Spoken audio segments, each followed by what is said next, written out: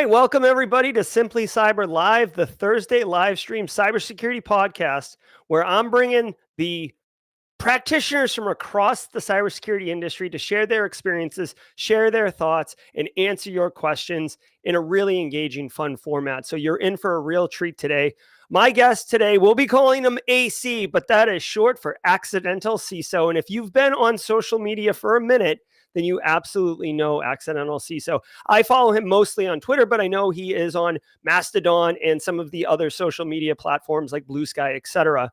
But his tweets are always not snarky, but they're informed and they're funny because they're true. And if you've experienced any of the cybersecurity tropes and some of the challenges that we have as practitioners, talking to the business, talking to vendors, trying to get things done during change windows and fighting with IT, it's all captured in I guess 280 characters or less at this point. But even when it was 140 characters, Accidental CISO was always able to capture that essence of what we were all feeling and all thinking. As always, if you have any questions during the show, be sure to drop them in chat with a Q, and I will know that they are for us and not just general chat conversation, and I'll get them on stage. As always, I'll be facilitating all your questions to our guest in order to make sure that we have the best experience. I'm super excited for you all to meet Accidental CISO. Let me go get him, and we'll get this party started.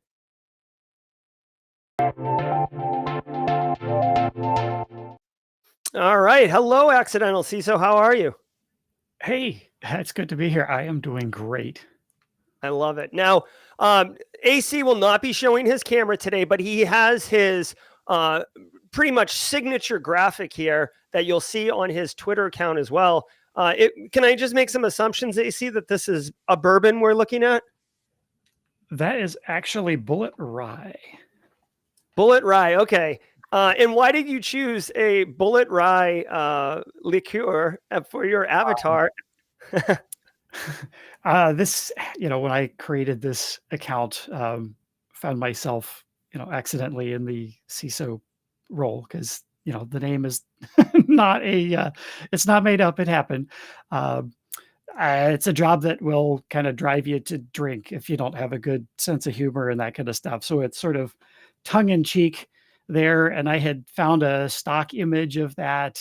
It's kind of similar to that originally when I set up the account and I liked it. But then when they were doing one of the Tribe of Hackers versions, they were taking questions, and one of my questions got selected to be used in one of the Tribe of Hackers books, and they were going to print it. And I was like, wait, I don't actually own that image. I don't know if that matters, but let me retake the photo.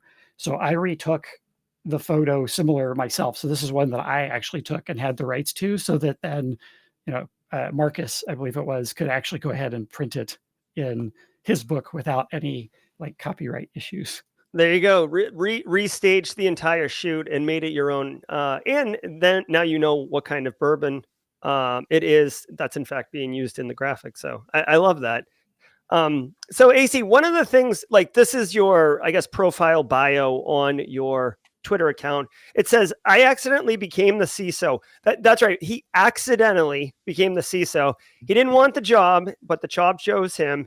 And he's scared and he wants to go home.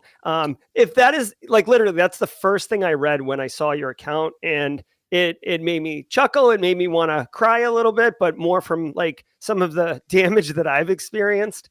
Yep. Can you kind of tell us, like, how does one accidentally become a chief information security officer? That tagline was what was running through my head as I was hiding in the bathroom. The office after the conversation where I learned that I was the CISO. I had left a job where I could see the writing on the wall that I was already running IT infrastructure and operations. The head of product security had left. I was co-chairing the security steering committee. But because security is such an operational thing, like, I could see the writing on the wall that I was going to end up owning security. This was at a security vendor. And I didn't want that for myself, because we were going to be a target making security products, potentially, for state actors and other stuff. And I was like, I don't want this for myself. I don't need that level of stress. So I left to go to another startup, health tech startup, and was going to go run DevOps and, kind of de-scope my role a little bit and just get back a little closer to the technology. And within a couple of weeks of being at that role, the COO had a customer questionnaire, security questionnaire that they were really struggling with, and I helped them through it. And I could parse what the questions were asking and talk about why it was important and how we should be answering them. So we got through all of that, and immediately, like the next day, the COO sends out an email to the company, "Hey, any more security questionnaires, go to AC." Yeah. And another couple months after that, the CEO comes back and says, "Hey, we just signed this big contract with this huge customer that we've been chasing for like a year and a half, and um, they signed the contract, but it turns out there was a stipulation in there that we were going to be high trust certified by the time that customer went live. Thankfully, there was a lot of stuff, custom stuff that had to get built for them. So this was another like year and a half away. So we had time, but they need to get high trust certified. They need to do SOC 2. And so then the next thing I was handed, because I was still pretty new and wasn't fully steeped in the organization, was, uh, hey, can you help us select a vendor, an assessor to help us with high trust and SOC 2. So I shortlisted some vendors and helped and made a recommendation. As soon as I made the recommendation, the next question for the CEO is, well, when's it going to be done? Um, Mm, mm. okay, so I went ahead and we started working on the project. Again, still I haven't become the security officer yet at this point, but as we're going through prepping and getting controls articulated and all the readiness stuff, well, the assessor, high trust assessor asks, point blank, so who's named as the security officer for the company? And I was like, that's a really good question. I'll go find out. Yeah, let me ask. Why? It's like, anybody listening, like, never, ever, ever, ever, ever ask who the CISO is. If like you're not sure the company has one, just don't. Because if you're the person who recognizes that that's a role the company needs, and you ask who this person is, it's very likely to boomerang back to you because you've recognized a need that nobody else did. So obviously you know more about this than anybody else. So when I went to ask the COO and the VP of product, they just looked at me, and the COO goes, "Well, that's you, buddy." And, Damn. uh, yeah, so that just kinda how it went down, and it was just as simple as, "Oh, that's you, buddy," and the rest is history. So I went and kinda sat to be alone in the restroom stall for a little bit to collect my thoughts, and I'm just like, I left a job because I didn't wanna own security. I just wanted to come here and do DevOps. I didn't want this for myself, um, and it was kinda scary, and, like, I didn't, so as we Live looking at AC, like as they're yeah, saying. I will say though, and it was another couple months after that, like, I was really feeling down about it. Like, I didn't have a support network. I really didn't have too many friends in this. Like, I had been in tech for a long time and been in security for a long time.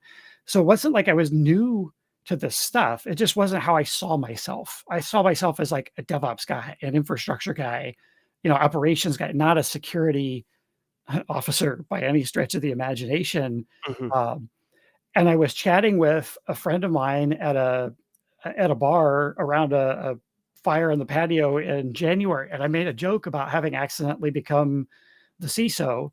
And I think it was like another night or two later, I was on Twitter, and that like I referred to myself as an accidental CISO to that friend. And a couple nights later, I was on Twitter, and I just look at and the handle was available. And so I was like, yeah, what the heck? I'll register the handle and signed up for the account and started it. And I don't know how the initial few people saw the tweets, because I didn't have any followers when I first created it, but, like, a few folks in the community saw the first couple tweets that I did and somehow, like, liked them and retweeted, and it was just enough to get a little bit of traction to get a couple more followers, and it just kept snowballing, and it was created completely to be a place for me to vent. Um, it wasn't intended to become like my own account. It was supposed to be not a parody account. It was supposed to be totally true. Like, I never joke on there. Everything's true. But Yeah. uh, I it took on a life of its own, and it was one of those things where like all of a sudden like alt became main, and Yeah, I found that's my wild. people, I found my place, I found my identity, uh, and so the few years, it's been more than 5 years ago now that I created that account. Um, like Yeah, it blew me January away. 2019. January Yeah, 2019. like I just realized a couple weeks ago that it's been over 5 years since I created that account. Uh, Yeah, it was to vent, and the more I found my place and found the support that I needed, and, like, people came out of the woodwork to, answer questions, but because it was anonymous, and I stayed anonymous because 'cause I'm afraid to get fired, for Mhm. nothing I was saying wasn't true, but it didn't always paint the organization in the best light, and some of the Yeah, executives in the yeah. best light and stuff. Nobody wants to hear their baby's ugly, right? Yeah. Yeah, especially not the folks I was working for. Yeah. But it it it really was cathartic for me. I seriously found my place. I found my people and realized like this is who I am and this is what I'm really, really good at because it combines my business school background with my tech background and infrastructure and operations and just the hacker mindset that I've always had since I was a kid, you Mhm. know, trying to stay out of trouble. Uh, and like everything came together. It's like, God, this is who I am. Uh, so it's been wonderful in that regard. Yeah, and, I gotta tell you, like, I think part of the reason like, I love that your account, your Accidental CISO Twitter account, which I'll pull up on stage in a second, is cathartic for you, and it is a place to vent and, like, scream into the ether some of the Mhm. ridiculousness that you're probably encountering, while at the same time being slightly humorous, and anonymous. But I saw multiple people in chat, and people who are in chat right now, if this resonates with you, please let us know. But I saw Justin Gold and I saw DJ Bisek, both of those individuals literally saying like, I feel like he's talking about me. Like so many of the identifiable things of, well, it's you didn't sign up for it, it wasn't part of your job rec, and all of a sudden you're the one who can do it, or you're the one who's willing to do it. And now it becomes, you did it once to help out, and all of a sudden now everybody's coming to you with those type of requests when they come in, and you effectively pick up a second job. um, Mhm. and, and so I think when people see it, AC, that they feel not just seen, but they also can almost like a support group, frankly. Like, oh, it's People not so bad, there's other people who are suffering too. people came out of the woodwork, either directly or through direct message and that kind of stuff too. Like this is very common. I didn't realize that until I started tweeting about it. Like people are like, yeah, same thing happened to me. I didn't mean to become a CISO, but I got saddled with it and Mhm. tapped with that whatever. Like because I could do it. I knew what needed to be done. I cared enough to make it happen. Whatever. Um, but yeah, it is so common in the industry. Yeah, BSEC just said this is like AA for CISOs. Yeah. Yep. Yep. Oh my god, it's so funny. So Kimberly Can Fix It wants to know. I mean, obviously your anonymity is important, but as you just said, cybersecurity and this tribe is your community and people you resonate with. Have you met anybody from your community or from the larger cyber community in real life? And Oh gosh, yes. and what does it happen when someone who doesn't recognize you but recognizes your voice? Like, is that happen too? So can you talk a little bit about that? Uh, Not so much recognizing my voice. I don't think the podcast is quite as big, but it's been a struggle when I go to conferences because like I want to meet people. I want to say hello and talk to folks, but because nobody knows what I look like, they can't pick me out, but I don't know what everybody else looks like either. So I've got a lot of people who have become really good friends just through Twitter and then Discord and other things. Like I've been in Slack channels and that kind of stuff. Uh, but I've got a core group of folks that I met because I created the account in 20 January 2019. I started going to conferences, hacker cons in 2019, and I was devastated when 2020 everything shut down and I couldn't go see my people again. But I met folks who have become really a great core group of friends through Circle City Con and uh, GurCon and now Blue Team Con. Like a lot of these 614 Con, Hackers Teaching Hackers now is what that one's called. Like I went to a bunch of them that year, and I met folks, but like similar faces kept showing up. So I've actually gotten to really know and develop very close friendships with folks. And I actually kind of get emotional thinking about it because it's amazing. Like this Twitter account was life changing to me. Yeah, I mean, like I said, it was cathartic and almost like mental health addressing. Frankly, you know what Yes. I mean. If you kind of want to put it plainly, and I Mhm. feel the same way. I love going to conferences. I mean, obviously, I'm not an anonymous account. I'm I'm actually like kind of ridiculous, but you know, hooking up, meeting with people. I went to Phoenix for a speaking engagement on Monday this week, like Monday and Tuesday, and one of the people from the community like picked me up at the airport. That's how we met for the first time. And we went to lunch and stuff. It was awesome. It was like so cool. Mhm. So yeah, I love the cybersecurity community personally. AC, I'm like all in on them. You had And I mentioned love blue. the part too, you meet up Oh, and like it's like you already knew each other. It's like you know each other for forever. And just because it's the first time you're meeting face to face, like it just boom, you hit the ground running. Like because we're all slightly awkward anyway. So like we don't really think much of that initial like bit of awkward, but like it just takes off and goes. And there are people and it's awesome.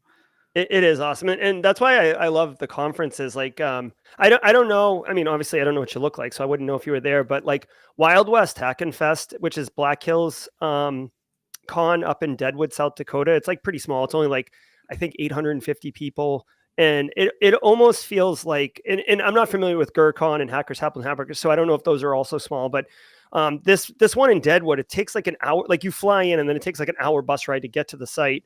It feels like a retreat, like almost like not a spiritual retreat, but it feels very much like a unplug and connect with the community experience versus more of a traditional cybersecurity conference. And like literally for that reason, it's one of my absolute favorite conferences to attend. I don't know if you've ever heard about it or if it's on your radar.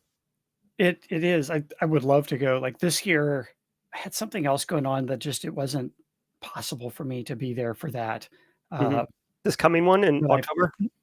no, last fall, the one Oh, last okay. fall, I wasn't able to go to that, but like I was watching friends, live tweeting stuff from it and just wishing I was there. I've never been to like, hacker summer camp or anything. Like one of these days I want to go. I'm not a big Vegas fan, but Oh I'd my like to go God, once. it's the But worst. it's a long way.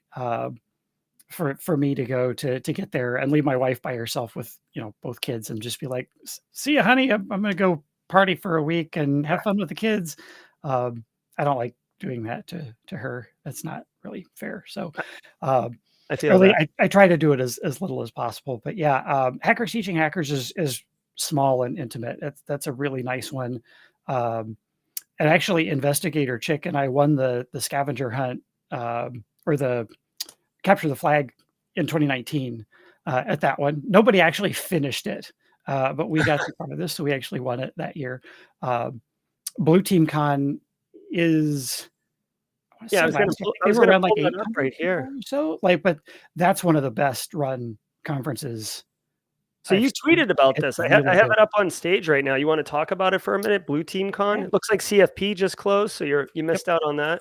Yeah. This one, Frank McGovern founded in 2020 was the first one or going to be the first one. They got messed up with COVID and that sort of thing, but I have sponsored that one this year. This year will be the third year that I'm sponsoring that one, and Frank just has an amazing team on the board to help him put together the conference. And like I don't know what necessarily it looks like behind the scenes, but like from a sponsor and attendee perspective, like it looks like everything just runs super smooth and like the way they handle things is just it's so polished and so professional. The content is amazing as well. Like they do a great job of picking uh, the presentations and that sort of thing. And it's getting better and better every year. So I really really like that one. Yeah, I know. I found out about this one. This isn't the one that Microsoft runs, right? Like, or No, Microsoft's heavily involved with. I Oh no, that's they've Blue Hat. That's sponsored. Blue Hat, I think. Yeah, I think Microsoft may have sponsored in past years, but yeah, they're not like a major Yeah, major I participant. think Blue Hat is the Microsoft like Cyber Defender conference. Blue Team Con, yeah. This there's a professional in our industry by the name of Jessica Hyde. I don't know if you've worked with her or in any capacity, AC, but she is like if you absolutely need digital forensics done, like she's like the human. She's like Mandiant personified. Like Okay. she's the one that like if you have a Fortune 5 case or the government has like something they really need done, Jessica Hyde's the one they call. And I actually asked her about conferences, and Blue Team Con was one of the ones that she pointed out as like really good. So multiple people pointing this one as an excellent conference to attend. Yeah, I mean, Frank is so driven. Like, there's nothing he does that's not high quality, and then you look at the folks on his board, like, Alyssa Miller and, Hmm, hmm. some of those other folks, like, every one of them, again, just has such high standards that, like, obviously, it's going to be a well-run show. I love it. So let me ask you a question, AC, because there's certain things that I say all the time based on my experience. And I got a little pushback in chat when I said it just a few minutes ago, and I wanted to get another opinion. So when the show started, I pointed out about some of the challenges of fighting with IT and fighting with application owners. And I'll just give a quick example, right? Like, oh, hey, can you guys apply patches? There's like a pretty big problem. Oh yeah, we'll do it during the maintenance window this weekend. Okay, and then you come in Monday and you check your email, and then the patch notes don't say anything about patching, except there's Mhm. a ton of notes about new features they rolled out. And you go to the application owner, and you're like, "Where's like what happened? Like the server's still at the same level." And they're like, "Yeah, we the reboots took longer. We ran out of time. We pushed yours to the next patch window." So that has happened to me more than once. BSEC said, whoa, whoa, whoa, whoa, we don't fight with IT, we fight with ops people. So I wanted to bring in an independent party on this one, AC. What's your experience with IT? I mean, you were both ops and IT and all these other things, so you have a really interesting perspective on this. Yeah, I I take a much more collaborative approach, so I feel like if there's any sort of adversarial relationship there, like, something's broken, Mm-hmm. uh, and that needs to be addressed in the process. Um, the way I also look at it as, security is sort of an assurance function, like you said, making sure that things get patched as part of that sort of an internal audit thing, but at the end of the day, IT infrastructure operation, whichever group, because every org's a little bit different. So, if you say IT generally to mean that group to own it, it can be, but like the right groups have to own the right processes and controls. Security can't be responsible for all of those things, and you've got to put together a program that's built in a way that those folks can uh, do what they need to do and are responsible for it, and their performance against that is measured along with other, metrics and that kind of stuff that they would potentially be uh, measured against. But if patching is becoming a problem and it's difficult to do, uh, reboots are taking a long time. Patches are unpredictable because you can't you can't fully validate them because you're going in large update steps. For instance, the farther behind you get, Mm-hmm.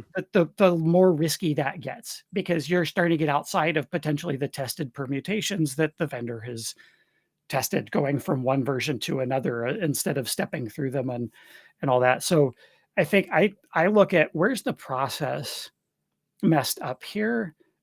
Do we have expectations that are out of whack with what patches even should be being applied or how quickly? Is there a process issue for how they're applied? Is there leadership expectation or organizational expectations for being able to take patching windows? Like if you've got such high uptime requirements that the organization can't take a window to patch because and then it's unpredictable and they don't know how it's going to do and they get skittish about it. Like these are all sort of symptoms of a larger problem with the security program with just making sure people are enabled because it's not like the IT people don't want to patch because that makes their job harder too when they fall behind. Yeah. Because again, things get squirrely for ops when they fall behind too. Uh, so I try to step back a little bit and be more collaborative and help solve their problems because they've got pain points that are closer to the root cause.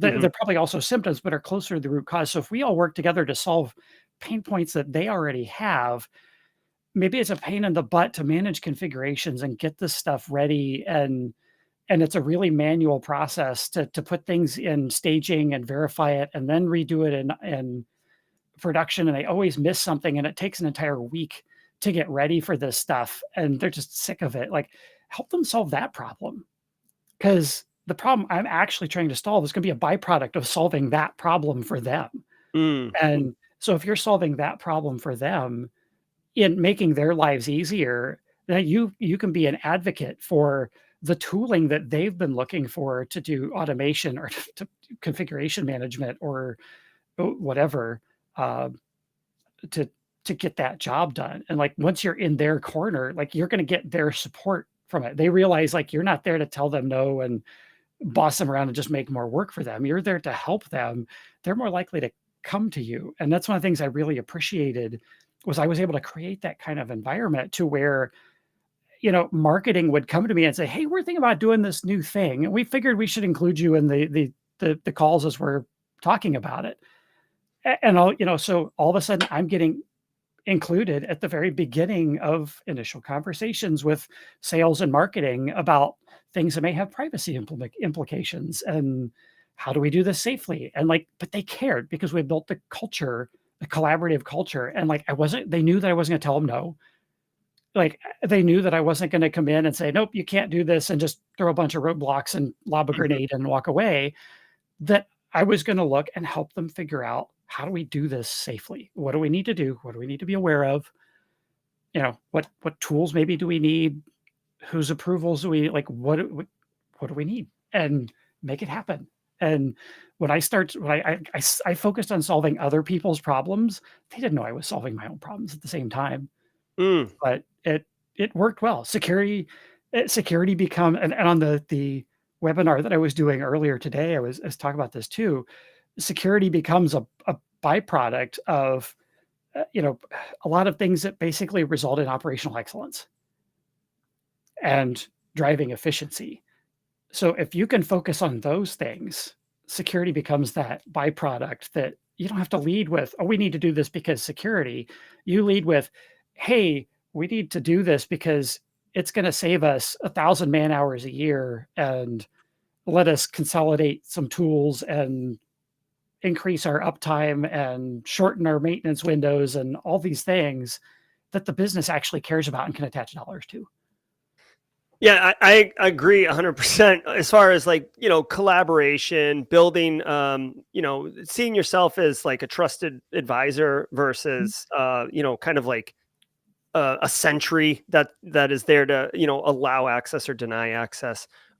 Also, like building political capital. Basically, that's what it sounded like. Either helping them solve their problems so they feel not indebted to you, but like they realize that you're not self-serving. Even though it may align with your own interest, you are helping them with their problems, which I love Exactly. absolutely.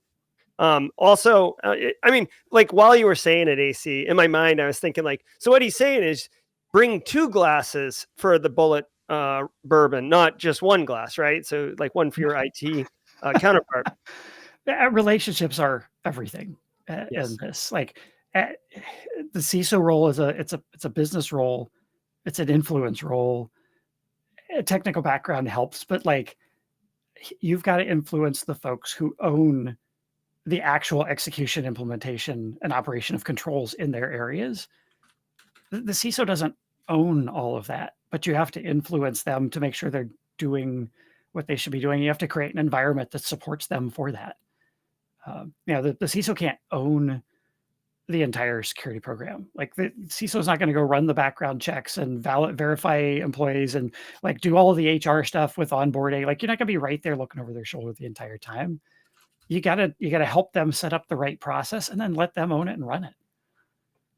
Yeah, I agree 100%. And you had touched on You had touched on putting controls in place. I've pulled a bunch of your tweets up. I do want to. Well, no, it's good. I want to talk about your podcast, but one of the I guess tropes in our industry is that like maximum compliance equals minimum security, and one of the tweets that you had here is it's all just digital duct tape, but it'll pass a SOC 2 audit.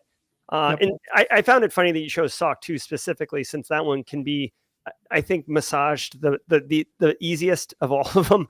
What are your thoughts about either the utility of compliance and how it can help a program, or the theater of compliance? I'm kind of offering two different options that are opposite of each other, so don't feel like you have to agree to one. But you see what I'm saying? Like, do you find there's utility in compliance, or do you find that it's more theater? No, there absolutely is utility in compliance. Compliance does not inherently mean security, but that does not mean that you can't use these frameworks, SOC 2, NIST CSF, SIS 18, whatever, be compliant with them, but build a really, really, really good security program. It just depends on your motivation and the company's goals and business drivers. But if the company wants to and commits to it, and you get somebody who doesn't just do I hate the term best practices, because best practices is just, well, you're doing the things because somebody says to do these things. But if you look at what the framework is getting at, and if that standard control doesn't fit, coming up with something else that does work for the business, like you can build a right-sized SOC 2 compliant security program that's very meaningful for an organization if you do it mindfully. And look at, why are we doing this? What's the point of this? Not just doing it to make things heavy, but like, what's the risk we're really addressing with this? Why is it important? You get the right stakeholders involved, but the frameworks themselves, there's academic rigor there behind those frameworks. There's two things that I love about frameworks. One is you can do a bespoke risk assessment, but if somebody's building a program from scratch and you come in, you do a risk assessment from the ground up instead of starting with a framework, at the end of the day, you're going to reinvent the framework. So cut a shortcut to get to the foundational stuff that's already done, that NIST or whoever has already put together this framework with the academic rigor that goes with it, that peer reviewed, and they put it out for comment to the industry. Use that as your starting point, get that implemented. Once you've implemented that to whatever level that the organization, is shooting for, and then do your bespoke risk assessment to continue to iterate on that. So I absolutely love frameworks, because it's not just a do these things so the framework said, it's a do these things because these are examples of ways to address risks that are inherent just in the business landscape, the market.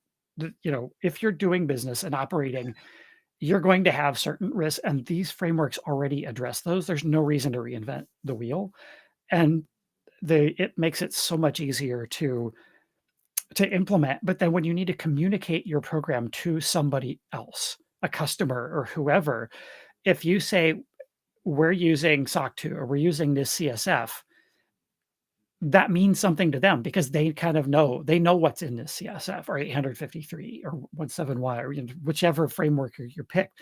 They know generally what SOC 2 requires, and they can look at the report and see sort of how you've implemented it to a degree.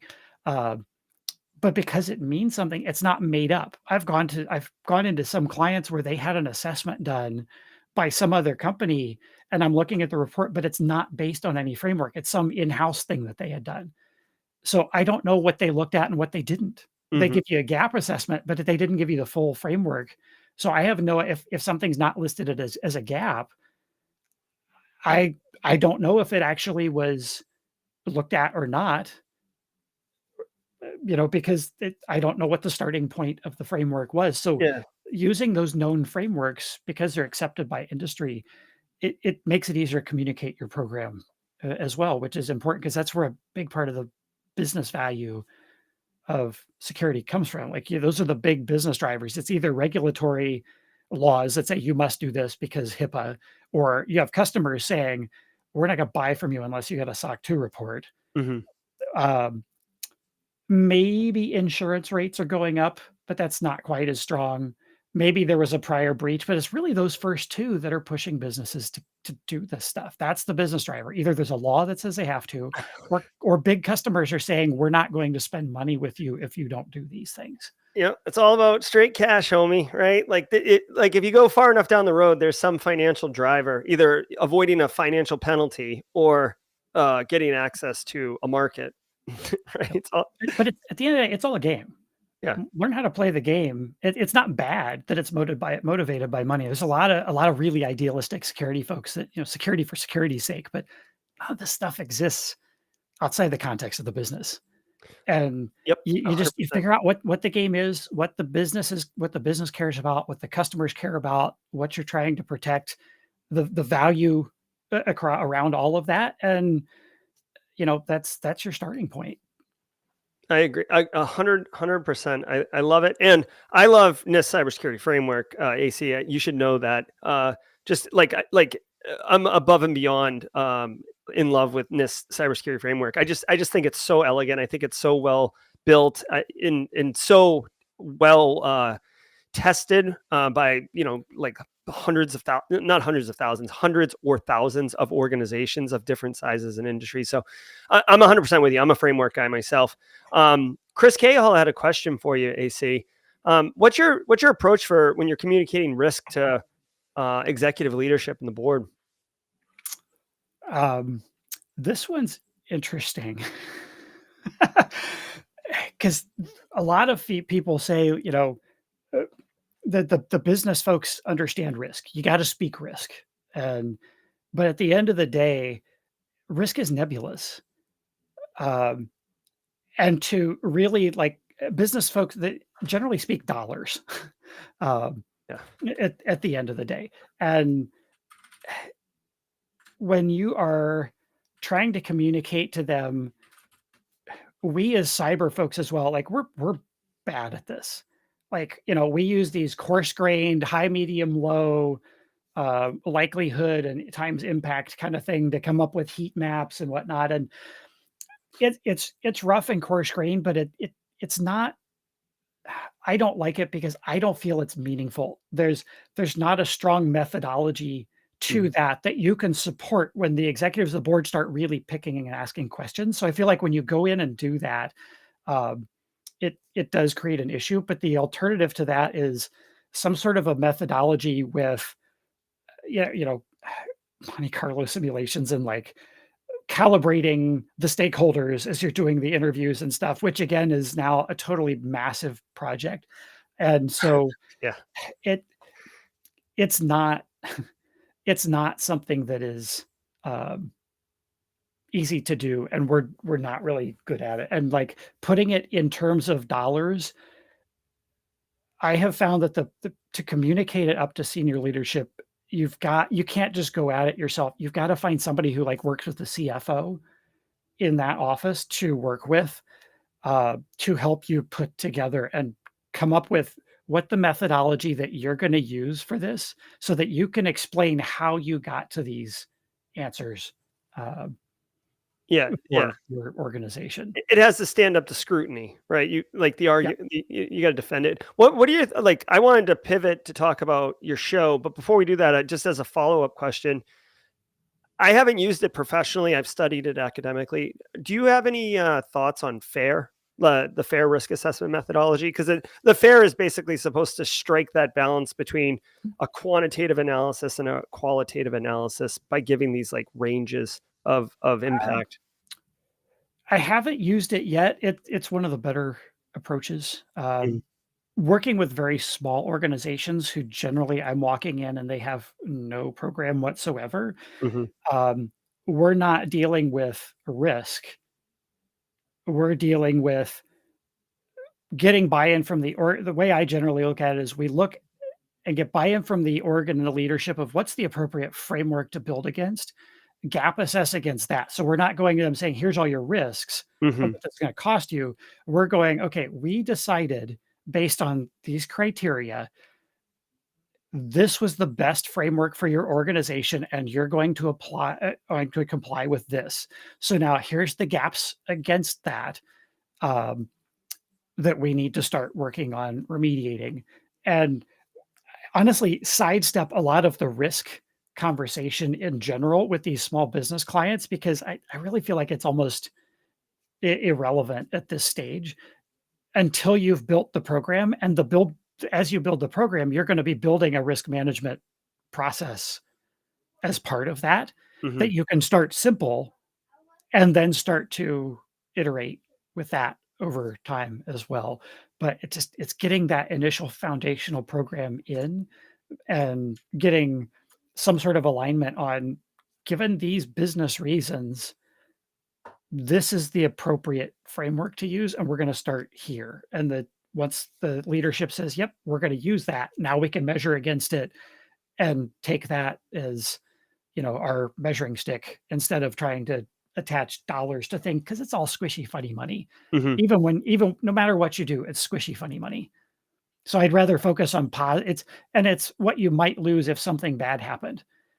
And so the best case scenario is nothing bad happens and nobody can tell if you did it. So I prefer to focus on positive return on investment by helping enable the business while you're also fixing these other things. And you can easily attach dollars and savings and return on investment to other operational things that IT does, that HR does, that sales does, and not have to get into the weeds of. Yeah. No, this is great insight for, I think for people in chat who are listening.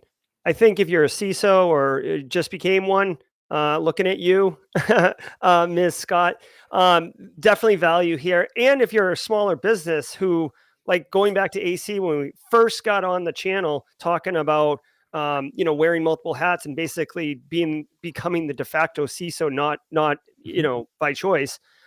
These lessons learned can definitely help you not get overwhelmed. I'm going to bring your Twitter account up on stage really quick. So this is Accidental CISO. I've got a link here, but if you just look for Accidental CISO and look for that same bourbon pouring avatar, you will see it. His Twitter account is cathartic. There's a lot of resonating with individual experiences that you'll have there, that he posts there. It's awesome. So switching gears, you're also launched and the chief content creator of the Mindful Business Security Show. And you used that term earlier in this conversation, AC, mindfulness. So what's this podcast about and why'd you start it? Yeah. So my entire consulting practice is built around helping people make sure that they're focusing on the right things. And like we were just talking about with risk management, focus on the right things. Find the shortest path from A to B. Take the quick wins, build momentum, and iterate. Perfect doesn't exist.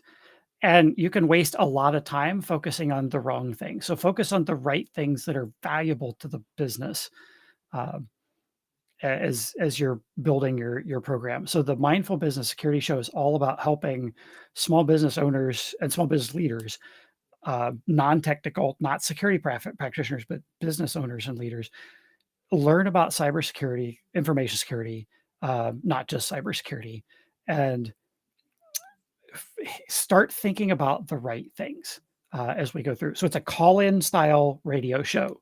Up to this point, the callers have been small business owners. They call in, they ask questions. I have a guest host with me on every episode. We answer questions. And these are honest questions from small business folks for what they're working on and dealing with in their small business.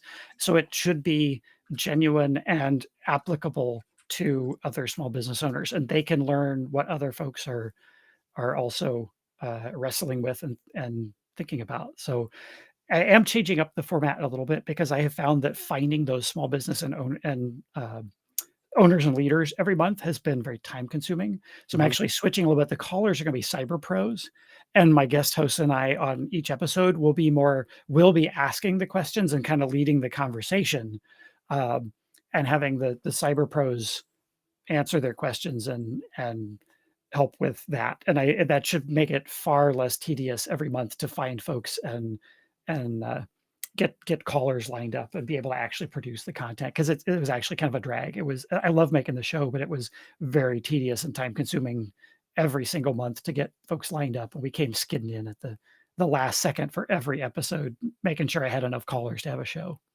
Oh no, hold on. I'm on the website right now and I dropped a link in chat, but it's I'm Uh-oh. getting an error, which is not cool. So maybe I copied it wrong somehow. I want everyone in chat to go to it. Hold on. Click on that BSEC and we'll see. Uh, I love this. I personally, we'll get this URL sorted out in a second, AC, but I have tried multiple times on this channel to do a live radio style call in show. I love sports talk radio. I love Boston sports talk radio. So let me be clear about that. Which, is a very divisive thing to say. Some people don't like me anymore when they find out I'm like a Patriots fan. But the call-in style, it's so, I grew up with Sunday morning tag sale where people call in. It was like a yard sale thing. There's click and clack with the auto show. So that there's a lot to it. And it's a very organic, very interesting format. And I'm super pumped that you did it, but it's too bad that it's so hard to find it people who was. want to call in. My first guest host, Chris Foulon, was on for the very first episode about building cyber talent. And as we finished up the show, his comment was like, "Man, you were doing a podcast on hard mode, dude." Yeah. Because he's been a podcaster for a while and he knew what it took, but he was looking at what I was doing and he's like, "You picked the hardest format and things you possibly could do from an editing and a just coordination and logistics standpoint," and he was right. So I'm trying to streamline it, but I really love the format. Like I love talk radio, like call-in radio. I remember listening to it as a kid as well, and Leo Laporte's like tech guy and that kind of stuff on the radio show that he used to do with people calling to get IT help. The home IT stuff. That was kind of what I wanted to be for business owners and small business leaders, is that they call in and they get somebody to answer their questions for the stuff that they just didn't know where to start on. Yeah, I love it. We've tried a couple things with like Discord, and so when you do the call-ins, the Mhm. calls are live, but you produce the show, right? It's not a live stream broadcast, correct? We don't stream live. I thought about it, and it would be really cool to be able to pull the callers in from the live audience, but what I like to put the callers at ease, Mhm. and a lot of them would not be comfortable talking about their security issues if they Yeah. knew that it was public and that I wasn't gonna edit it, and I'm able to set their minds at ease when I tell them this isn't live. Like, we record live, me and the guest host and the caller obviously are on a call with Riverside FM to Mhm. record the group of us, but because it's not streamed and I tell them like I'm going to edit this afterwards, if there's anything that gets said at any point that you want edited out, let me know. Um, and that generally makes them feel more comfortable sharing, about their security related problems, and they don't feel like, oh, I shouldn't share this. And I also give them the option, because I introduce people, first name from city, Bob from Boise or whatever, and I tell them like, who do you want to be and where do you want to be from? Like, you don't have to use your real name, you don't have to use your real city, you don't even have to tell the name of your company. Like, only give as much as you're comfortable with.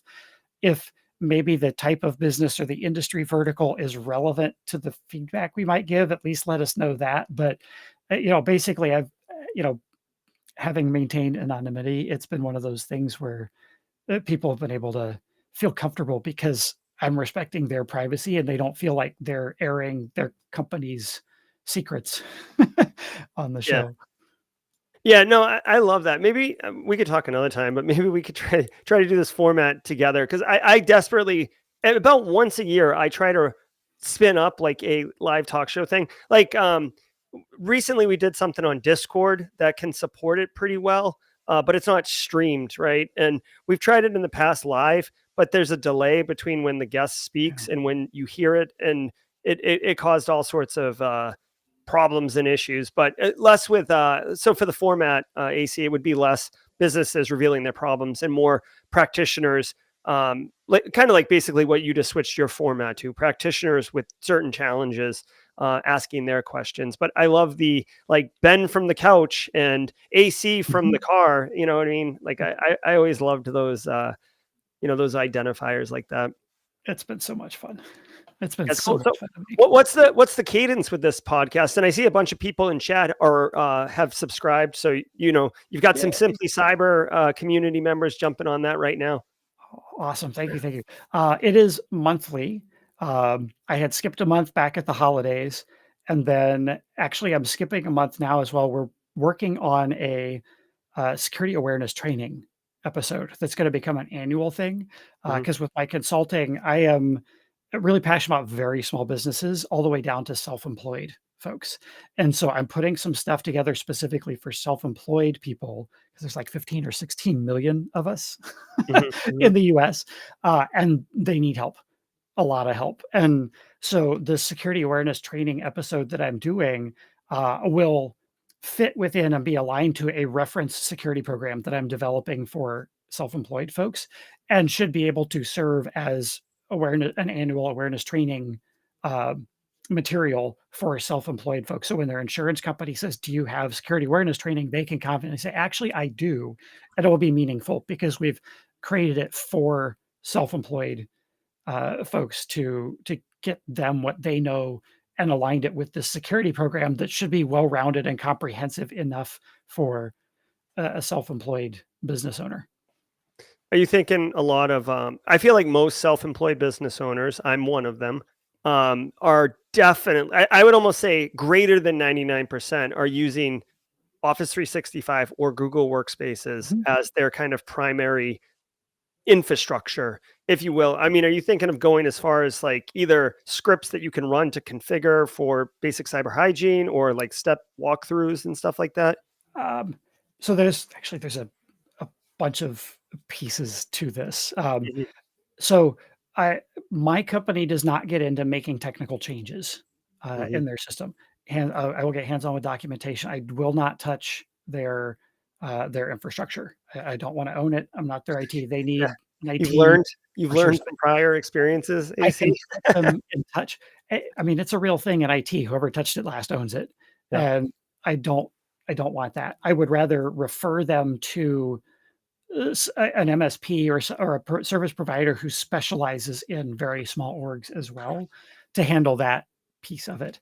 But the framework that I've got, it is well-rounded enough that they will have policies, and they're not just policies for the sake of policies. It's policies to help them understand these are the things that I need to be thinking about as I'm making decisions in my organization. So that's it's made to be useful to them as we build out the program all the way down to, um, and I got a lot of stuff, so I don't know how much I wanna quite say yet because it's still all heavily in development, but, like, Yeah, sure. some partners, channel partners that I'm working with as well that I can refer them to provide them some tools and that kinda stuff, even to some SOC monitoring, like, MDR sort of thing that will scale down to a single person, self-employed, Wow. affordably.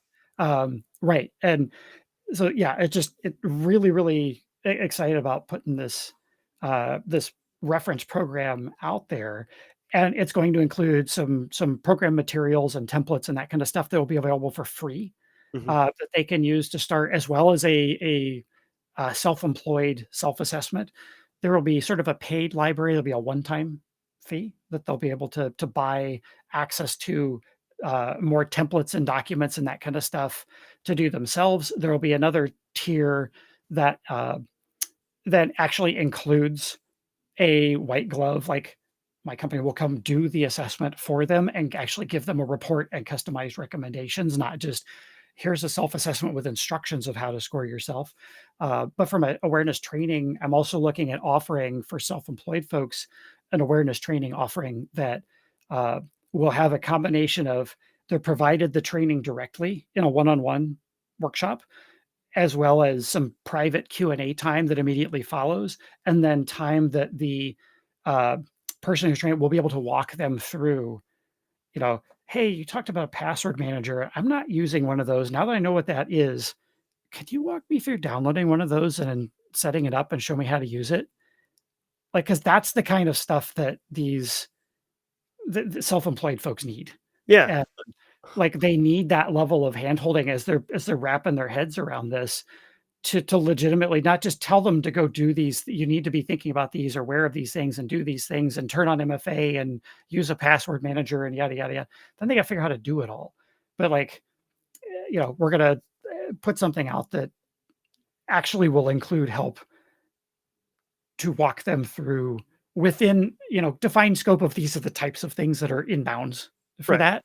Um, and I'm gonna be looking to other folks in the community to help deliver some of this as well. So I'm gonna build the program, and I'll get folks trained on how to do it, and then folks that are interested in the really cool thing is folks that are interested in consulting but have never tried, like, this will be a super safe way for them to try it because it's super small scope, no deliverables other than that 2-hour workshop, and they can get their feet wet, and they can make, decent money at the same time doing it. So, uh, yeah, Yeah, I it's it's so much stuff in the works right now that I'm just stoked about, but I tweeted the other day about, glad about your enthusiasm, but I don't know how many years it's gonna take to get through all this stuff you've committed yourself to. Like, I'm talking to me. Like, Oh my god, that's funny. I I actually had that tweet up, and, I had it for a different reason. Um, Here, I'm gonna pull it up on stream. I literally had this as part of the things I wanted to show, but I thought it was for a different reason. So this is the tweet. "I appreciate your enthusiasm, but I have to wonder how many years it will take to complete all the work you just committed to." I thought you were talking about some eager beaver, junior analyst who's like, "We're doing this. Let's go." Ideating all over the place. But it was you ideating. it is. I've signed some SOWs with some, industry friends to help me with some pieces of building this, so I'm paying them to do it, even though this isn't actually billable activity yet, but I have to guide that. I have all of my existing client work, but I've also got stuff in my sales pipeline that I'm just waiting on signatures on things as well, and it makes me a little nervous to think, gosh, what it's like the old IBM commercial. I don't know if any of you guys remember that, where they launched the e-commerce website and like they get the first sale and everybody cheers. Another sale comes in, they cheer a little bit louder, and then all of a sudden that the sound effect of the sales accelerates, and then they're all like, "Oh crap, what am I going to do?" Yeah, ding, And so it ding, goes, ding, ding, ding. yeah. And so it is kind of one of those moments, and that was what was going on in my head behind that particular tweet. Is like, I there's so much stuff I wanna do and can do, and I'm trying to balance that and not burn myself out, but and make this go at a reasonable pace, and I'm realizing, like, it's gonna be the end of the year before I'm done building everything that I wanna build, but it's, uh, it's gonna be fun, and it's gonna be awesome. All right. Well, guys, obviously, I would assume that will you be commenting about these efforts through Accidental CISO's Twitter account, or will you be kind of segmenting that I off? So it will be through my company's account. I will end up talking about it through the accidental CISO account because I've been progressively doxing myself more and more Okay. Okay. All right. lately. So if you're doing So, OSINT challenge at home, there you go. yeah, the information's out there. I've lost track of who knows who I am and who doesn't at this point. At this point, I keep up the anonymous thing more as a shtick because it's fun than anything. But if anybody wanted to figure out who I am, like, it's trivial at this point to follow the thread. All right. Well, good. Well, then I hope I get to meet you in person, either in Hacker Summer Camp. I know you said you couldn't go because your family commitments and stuff, but or Deadwood. This year, Deadwood would be pretty good, accidentally. So I've heard the keynote speaker is pretty sick. So definitely worth checking out. But we'll cross paths at some point. Perfect. So Yeah, I look forward to that. yeah. So as we kind of wrap here, I know you've got massive, massive work in the works for that's going to help everybody. Like I'm super excited. Like I'm a cybersecurity professional, and I'm super excited for what you're saying. And like I kind of want to like be a beta tester. If you're looking for any, I would gladly volunteer Sure. for some of that stuff because it would be fun to kind of like go through someone else's methodology and see what it is. You can connect with Accidental CISO on his Twitter account, which is I did not pull up now. I must have clicked off of it, but it's Accidental CISO. There it is. You got the bourbon right here, so definitely what you need to look for. Any final thoughts, AC, before we end the show and move on? Yeah, final parting thoughts. I don't have any like major pearls of wisdom. Just make sure folks are thinking about the right things, and and focusing on what's really truly important, because it's too easy to get lost in the weeds and the ideals and perfect and that kind of stuff, and lose sight of the real value and why we're all doing what we're doing. Yeah, absolutely, 100%. And vigilance and consistency are always important, especially in infosec, right? Yep, absolutely. All right, guys. Hey, chat. Thank you so very much. This hour flew by in my estimation. We got so many great nuggets. I'm going to drop a link to mindful CISO, accidental CISO. I guess you are the mindful CISO also, if you wanted to start that a Twitter account too. The Mindful Business Security Podcast. You could see it right here. I know many of you already have subscribed, but you can catch it on Apple Podcast, and it looks like Spotify, iHeartRadio, all the major podcast outlets are carrying this. It is a monthly, so AC is putting a lot of effort into making sure that these shows are, really good and delivering massive value to you, whether you're a CISO, aspiring CISO, a small business owner, it really speaks to a large audience. On behalf of all of chat, AC, I'd love to say thank you so much for taking time out of your very busy schedule to come talk to us for a little bit, share your vision, share your experience, and share some funny anecdotes from your background. It was really great having you. Yeah, thank you for having me. This was a lot of fun. I love it. Oh, good. I'm glad you did. All right, everybody. I'm Jerry from Simply Cyber. He's AC. You're all chat. Until next time, stay secure. If you enjoyed that content, keep the cybersecurity train going by connecting with the other Simply Cyber community resources. We have the Discord server that's lively and always keeps the conversation going. You can connect with me directly on LinkedIn. And also every single weekday morning on the Simply Cyber channel, we're doing live daily cyber threat briefings, 8 a.m. Eastern time, as well as Thursday at 4:30 p.m. We're doing live stream interviews with industry experts, and we produce videos that we push out every Wednesday morning. I'm Jerry from